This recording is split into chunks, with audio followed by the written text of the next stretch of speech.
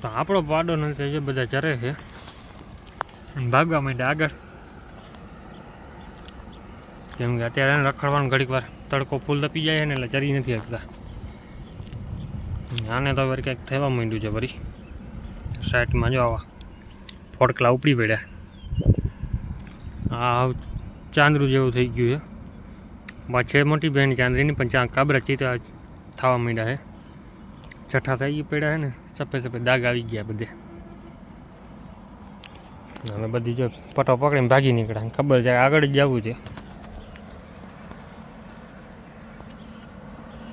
ભેહુંમાં આપણે હજી વેજમ બહુ મોડું પડે એવું લાગે છે, કેમ કે જેની રાત જોઈને બેઠા હતા ને એ ભેમાં કાંઈ નથી. અને લેવામાં વાંધો એ પડ્યો કે ભેંસો ગમી ગયેલી, આપણે બે ત્રણ ભેહું જોઈએ એવા, પણ વાંધો એક એ પડ્યો કે ભાઈ કિંમત બહુ કરે છે. 1,35,000 ને 1,15,000 કરે. 1.5 મહિનાનું વિયાણ છે, પાડેડું છે નહીં કે 1 લાખ રૂપિયા કિંમત માથે કરે છે. એમાં કરીને બધું ટેન્શન હવે નથી લેવી.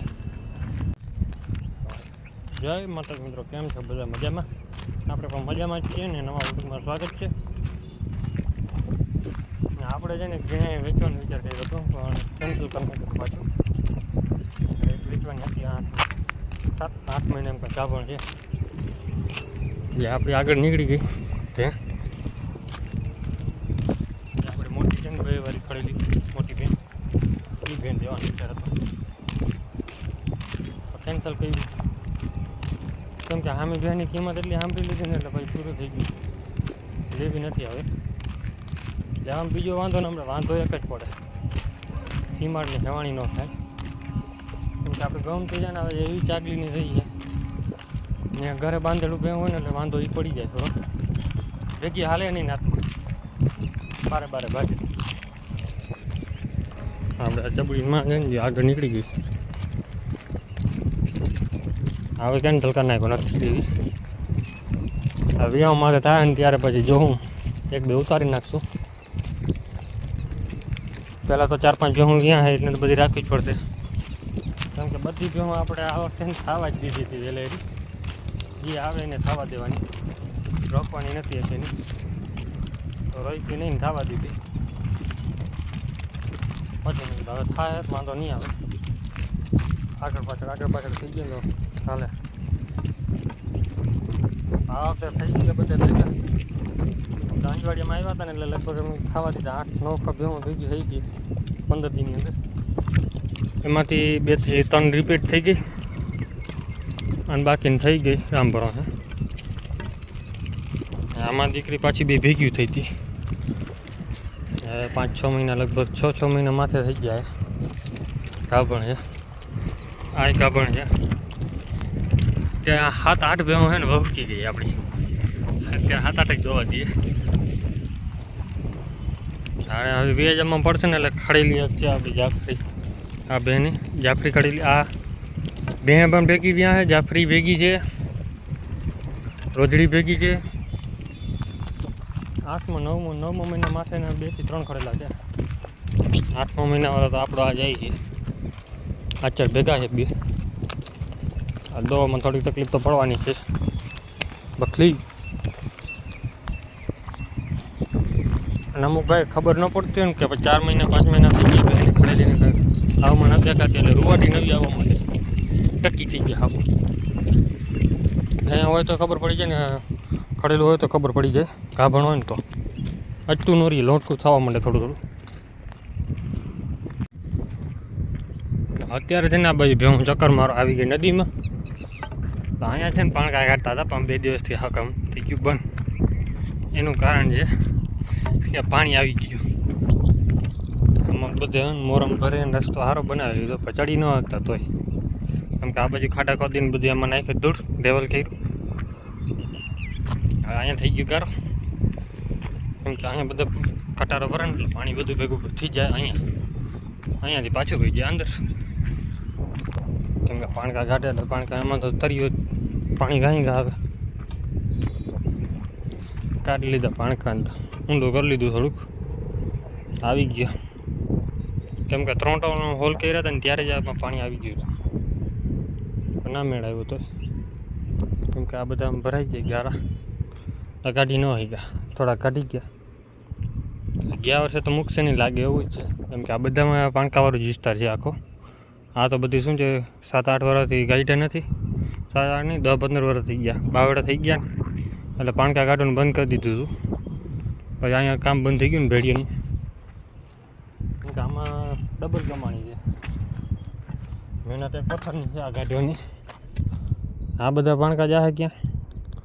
દરિયાના કાંઠે જેટી હોય ને, જેટી એના ઉપર અહીંયા નાખવાનું હોય દરિયા કાંઠે, દરિયાને ધોવાણ ન થાય, કેમ કે આમાં ડબલ મહેનત જોઈએ ફાડવાની. હવે એટલું ફાટી ન જાય, ફાડવા જાય તો મેં પૂરું પડે નહીં, એના હિસાબે અહીંયા ભરી જાય. હવે આમાં તો શું છે, અમુક પાણકા કાચા આવવા માંડ્યા છે, જો આ બાજુ ભાગે ને કાચું આવવા માંડ્યું, આ બાજુ પાકો આવે છે પણ એ નીકળે એમ છે નહીં.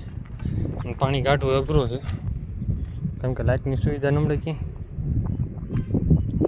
પાણી જો કે મસ્ત ભરાઈ ગયું હવે, વરસાદ ન થાય તો અહીંયા મોટર ચાલુ કરે ને તો આ બાજુ કાઢે ક્યાંય ત્યાં થાય, કેમ કે અહીંયા તો ખાડો ભરાઈ જાય એટલે પાછું આ પાણી બધું અંદર આવી જાય, એટલે આ બાજુ ચડાવે ને તો હજી આ બાજુ ખડ થઈ પડે, એટલી મહેનત કરશે નહીં. અત્યારે જો ઘરા ખાઈ છે હું બધી, એમ બધું કાઢી નાખ્યું, ખંભારે થોડીક પલટો મારી દીધો, મિની ગેંગ મોટી ગેંગ બધી છૂટી ગઈ ભેગી ખાધા રાખે. આપણે 4 મહિનાથી છે ને અમે નાખ્યું હતું ધાણાનો ભૂકો, માલ એક ખાતો નહોતો, ભૂખમાં ન થાય જો ચાલુ થઈ ગઈ છે 2-3, કેમ કે આ વખતે માંડવીનો ભૂકો વધી ગયો ને એટલે પછી ધાણાનો ભૂકો મૂકી દીધો. ધાણાનો ભૂકો આ વખતે જડ્યો નહીં, ખાલી 2 જાકડા જડ્યા હતા, એ અડધા થયા હતા, એટલે ઓછો હતો એટલે ભેહું ખાવાનું મૂકી દીધું. વટાણા ઘણો જડ્યો ખાધો નહીં, પરવા વટાણા મૂકતી નથી. આ રાડું દે છે ને એનું કારણ છે, આપણા એક ભાઈબંધની ભેં છે ગરમીમાં, એ ભાઈ અહીંયાથી થોડોક આપણે 1/2 કિલોમીટર છેટો રહ્યા છે, ભેંમાંથી રાડે સાંભળી ગયો ભાઈબંધ. 1.5 કિલોમીટર અહીંયા થાય આપણે ઘરેથી, અહીંયાથી સાંભળી ગયો અવાજ એટલે પૂરું આણ્યો. અત્યારે ફોન આવ્યો ભાઈ કે લઈને આવી છે, મેં કીધું લેતા આવો બીજું તો એ હાલે. મેં કીધું હવે સાંભળી જાય ને એટલે રાડો રાડ થાય, હમણાં બાંધવો જોઈએ આને, કેમ કે ભેં લઈને આવશે એટલે આમ દેખી જાય ને તો પાછી પકડવા નહીં દે હાથમાં બીજી ભેંને, બાકી આરામથી જઈરા કરશે, ઘડીક વાર ચારે ને ઘડીક વાર ભાગદોડ કરશે. અહીંયા હરાડી તો બાંધી જ પડી છે સામે, આની માં છે ને બહુ ખતરનાક વેલો છે, એની બેનું છે, હગી બેનું છે, બેનું દીકરીઓ છે, એકે હરાડી નમળે પણ હા એક જ હરાડી નીકળી, અને પાછી એની દીકરીઓની હરાડી કરતી જાય.